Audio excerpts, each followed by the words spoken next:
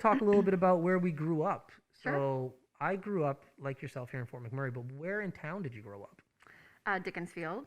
Yep. Yeah, Nice. I grew up on Lee Crescent. Mm-hmm. And oddly enough, I still live in Dickensfield now, just one street over. I'm on McLaren. So Yeah. yeah, I loved growing up in Dickensfield. It's the best. Yeah. Like I no longer live in Dickensfield. I live in Timberley, and I miss Dickensfield tremendously. Yeah, I grew up on McConaughey Crescent. Yeah, it Um, was just such a small community, obviously in the bigger community, but all of our friends lived there, mhm. like everyone we went to school with. So it was just, yeah, it was a great neighborhood to grow up in with the Birchwood Trails right there. And Yep. yeah. How do you find now as an adult living on Dickensfield or in Dickensfield? Well, I mean, now that the trees are gone, we back onto the green belt, so that part stings. But yeah, I find it very much the same, actually, very community Mhm. minded.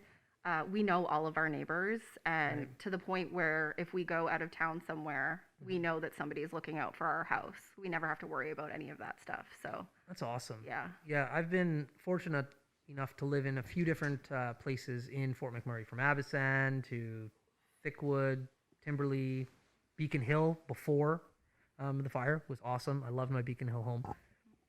But yeah, I feel the older communities in town just have, like, they still have that sense of small Fort McMurray. And Stay where you're to till it comes where you're at. Or tune in again to the Mac City Morning Show. It's so ballistic!